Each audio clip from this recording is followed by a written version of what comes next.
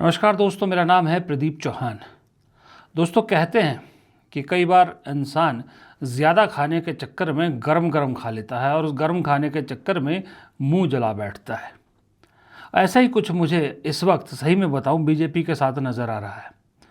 BJP ने भी ज़्यादा खाने के चक्कर में अपना मुंह जला लिया है, क्योंकि वो इतना गरम गरम खाया मुंह में कि जो मुंह सहन नहीं कर पाया। और स्थिति 2021, इनफैक्ट मैं कहूँगा 2021 से भी ज़्यादा बदतर नज़र आ रही है मेरे को। 2021 बड़ी सिग्निफिकेंट है, याद रखिएगा 2021 का साल। 2021 में जिक्र कर रहा हूँ इन्हीं पश्चिम बंगाल और तमिलनाडु के 5 साल पहले हुए चुनाव के लिए। आज इन दोनों राज्यों का चुनाव प्रचार थम गया, मतलब तमिलनाडु में पूरी सीटों के लिए चुनाव प्रचार थम गया और पश्चिम बंगाल के पहले फेज़ की 152 सीटों के लिए चुनाव प्रचार थम गया। अब इस चुनाव प्रचार के दौरान एक वक्त कहा जा रहा था कि पश्चिम बंगाल में बीजेपी बहुत टाइट फाइट में है, तृणमूल कांग्रेस को इस बार टक्कर तगड़ी दे रही है। दूसरी तरफ ये भी कहा जा रहा था कि तमिलनाडु में अचानक से स्थितियां थोड़ी बदलने लगी है, स्टालिन घिरने लगे हैं। टीवी के जो वहाँ के स्टार हैं, विजय फिल्म स्टार, उनकी पार्टी बीजेपी और एआईडीएमके गठबंधन के लिए रास्ता आसान कर रही है।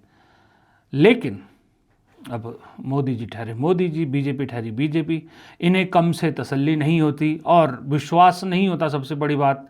तो जुगाड़पंथी शुरू कर देते हैं और जुगाड़पंथी के चक्कर में फिर पूरी गेम पलट दी। आज स्थिति यह है कि जो 2021 में गलती की थी वही उससे बड़ी गलती कर दी, स्थिति वहीं पहुंच गई है। 2021 का चुनाव याद है आपको? अच्छा खासा बीजेपी जीत क्या रही थी, काफ़ी टफ फाइट दे रही थी। प्रधानमंत्री मोदी का पश्चिम बंगाल जाना और दीदी ओ दीदी वाला वो एक बयान देना, पूरा चुनाव पलट गया। ममता बनर्जी ने पूरा चुनाव घुमा दिया और बीजेपी 77 सीटों पर रह गई। तमिलनाडु में तो खैर जोर ही नहीं लगा रहे थे। इस बार हर हाल में बीजेपी तमिलनाडु में भी घुसना चाह रही थी, किसी तरह से सत्ता मिल जाए एआईडीएमके के साथ, और बंगाल में तो बाय हुक और क्रुक चाहिए ही चाहिए। आपके स्क्रीन पे देखिए, इतनी सारी पैरामिलिट्री फोर्स जो वहाँ घूम रही है, या जो ये बैठक देखिए आपने, पैरामिलिट्री फोर्सेस की बैठक के शॉट्स। कभी आपने किसी राज्य के चुनाव में इतनी बड़ी तादाद में पैरामिलिट्री फोर्स देखी है? जम्मू कश्मीर में भी शायद इतनी नहीं दिखती, लेकिन बंगाल में एक दहशत का जैसा माहौल सरकार बना रही है। और ये दहशत का माहौल जाहिर सी बात है बीजेपी सपोर्टर्स के लिए तो नहीं है, टीएमसी और कांग्रेस के सपोर्टर्स के लिए सीधा सीधा मैसेज है। गृह मंत्री खुद बार बार, प्रधानमंत्री भी, दोनों अपनी सभाओं में सीधी सीधी धमकियां दे रहे हैं कि जो टीएमसी के गुंडे हैं अभी भी वो आत्मसमर्पण कर ले, नहीं तो ये हो जाएगा, नहीं तो वो हो जाएगा। और ऊपर से ये सब दृश्य दिखा रहे, तो डर का माहौल पैदा किया जा रहा है। क्यों? क्योंकि वो जान गए हैं कि उन्होंने एक मेजर ब्लंडर कर दिया, और वो ब्लंडर था जो महिला विधेयक बिल को दोबारा संशोधन के तौर पर पेश करना और उसके साथ जो डिलिमिटेशन वाला मामला जोड़ना था, वो एक मेजर ब्लंडर कर दिया। वो बिल गिरा। वो बिल गिरते ही समूचा विपक्ष उस बिल के लिए एकजुट हुआ, बल्कि और लोग भी जुट गए साथ में, और मिल गया मौका स्टालिन को भी, मिल गया मौका ममता बनर्जी को भी।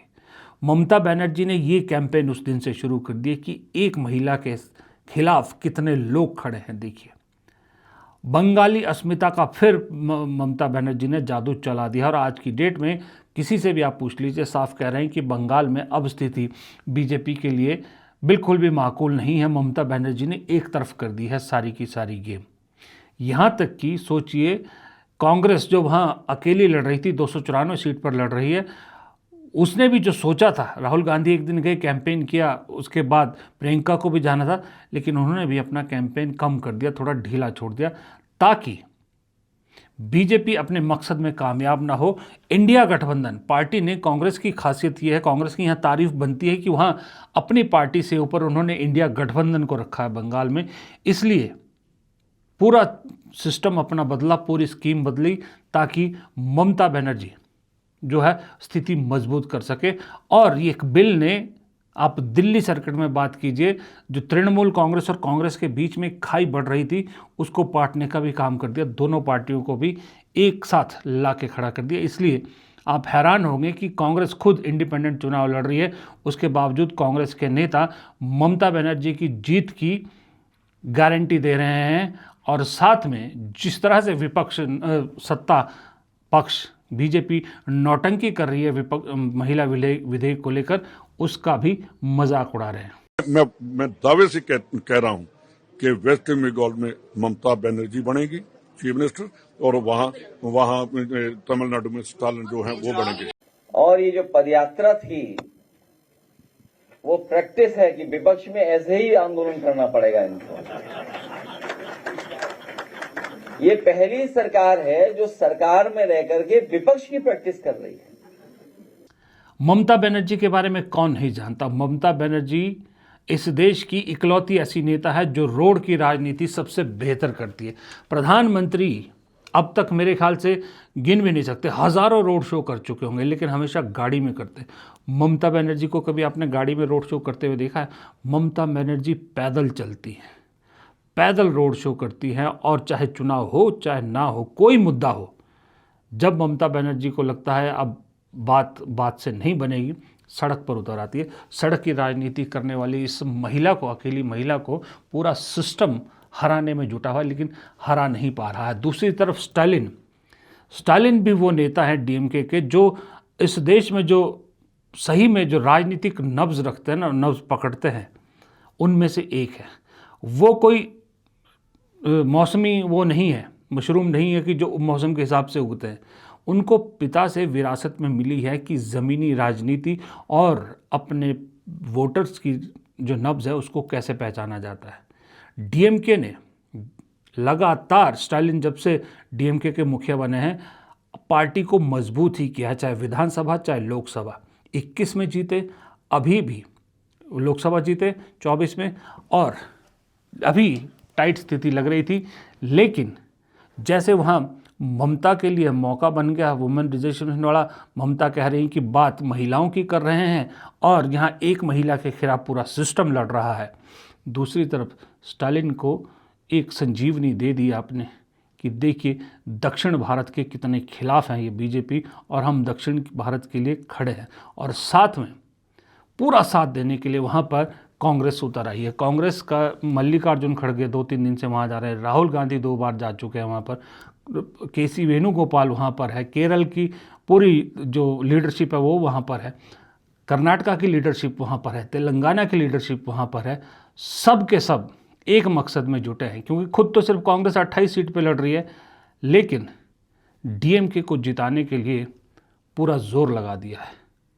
Few days ago in Parliament, the Prime Minister did a very dangerous thing. He told the country that he wants to pass a women's bill. But the real plan was to change the electoral structure of India. Hidden behind the women's bill was a delimitation bill that would change the constituencies of India. What they wanted to do was reduce the number of seats of southern states, of northeastern states, and of smaller states, and fundamentally change the balance of power in India, and weaken the representation of South India, of Tamil Nadu, of Karnataka, of Kerala, of smaller states, Uttarakhand, Jharkhand, Chhattisgarh, and of the northeastern states. And there is only one way to describe what they were doing, and that is that it was an anti-national action. It is an action against the union of states. And that is why we stopped it and we defeated the bill in Parliament. And we will continue to defeat any bill that tries to take away representation of anybody in our country. यहां तक कि ओएसी भी video जारी करके लोगों से DMK को vote देने की अपील कर रहे हैं। अब इस सब को देखिए 2021 का मैंने थोड़ा सा जिक्र किया था कि 2021 में यही हुआ था, खास करके बंगाल में, और लास्ट में बदल गया था।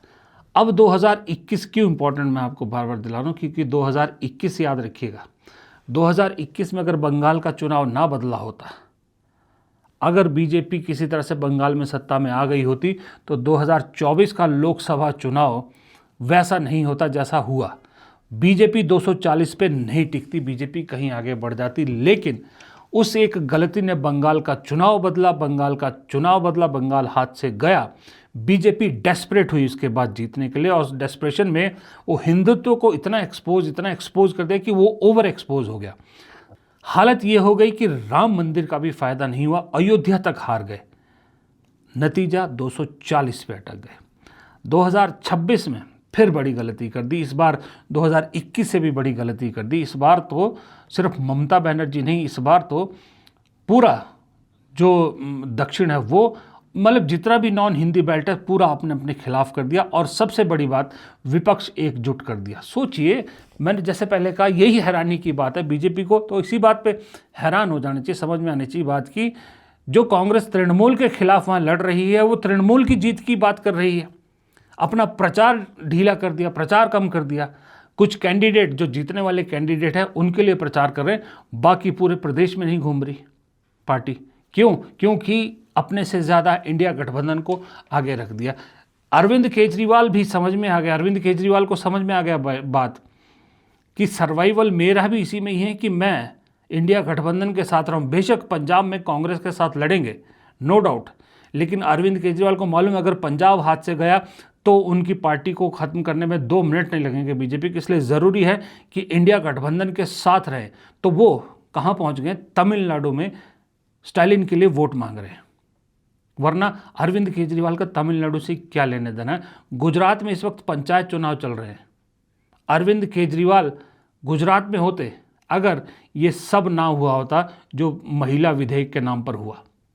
अरविंद केजरीवाल आपको गुजरात में मिलते, लेकिन अब मजबूरी दिख गई है कि सारा विपक्ष जान गया है कि अगर हम एकजुट हैं तो 26 तो छोड़िए, अगले 2-3 साल जो है ना, 27, 28, 29 तक पूरा किला ढह जाएगा, पूरा सब कुछ हो जाएगा।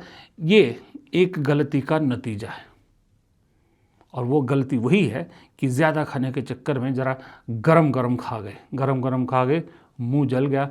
अब 4 मई को शायद वो है, काउंटिंग है।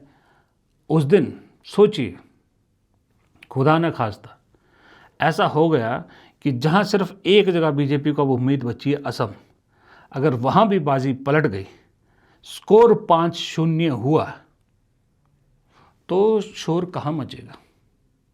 सोचिए, शोर कहाँ मचेगा? शोर मचेगा बीजेपी के अंदर, क्योंकि बीजेपी के ही कुछ लोग अब बता रहे हैं कि जो दबी हुई चिंगारी है वो धीरे धीरे शोला बन रही है, आवाज़ें उठने लगी है, आवाज़ें बाहर आएंगी। अब वो मौका है कि किस दिन आती है, क्योंकि अभी भी प्रोजेक्ट 2029 के लिए मोदी जी को ही किया जा रहा है। लेकिन जिस तरह से इस वक्त मोदी जी की इमेज को बहुत धक्का लगा है, जिस तरह से मधु किशोर के आरोपों पर कोई जवाब नहीं देते बन रहा, जिस तरह से एप्स्टीन फाइल को लेकर एक बहुत बड़े सवाल खड़े हो गए, जिस तरह से डोनाल्ड ट्रंप को लेकर सवाल खड़े होंगे, जिस तरह से जो खाड़ी युद्ध चल रहा है उसकी वजह से जो तेल गैस की कमी हो गई उसकी वजह से जो सवाल खड़े हो गए हैं, उनका जवाब नहीं मिल रहा है। हेडलाइन मैनेज करने की कोशिश की जा रही है, ध्यान भटकाने की कोशिश की जा रही है, लेकिन उसमें भी कामयाब नहीं हो पा रहे। खुद आपको मैं सही बताऊं, ऑफ द रिकॉर्ड किसी बीजेपी नेताओं से बात कीजिएगा आप ऑफ द रिकॉर्ड, तो वो खुद कहेंगे कि उन्हें खुद समझ में नहीं आ रहा है कि बीजेपी प्रदर्शन किस बात पे कर रही है। महिला बिल को लेकर, महिला बिल जो 2023 में पास है उसको लेकर बिल प्रदर्शन क्यों कर रही है कि बिल गिर गया। कईयों को समझ में ही नहीं आ रही है बात, आपको मैं सही में बताऊं, क्योंकि आज की युवा पीढ़ी है ना, जो हमारी युवा पीढ़ी, ये अंधभक्ति से बाहर निकल रही है, ये व्हाट्सएप यूनिवर्सिटी से बाहर निकल रही है। जी हाँ, व्हाट्सएप यूनिवर्सिटी धीरे धीरे बाहर निकल रही है, मुझे ऐसा लग रहा है, और ये सवाल पूछने लगे। आज की पीढ़ी अगर व्हाट्सएप यूनिवर्सिटी के ज्ञान में डूबी हुई है तो एक खासियत भी इस पीढ़ी की, खासियत ये है कि ये याद भी सब कुछ रखती है, ये सवाल भी तुरंत पूछती है।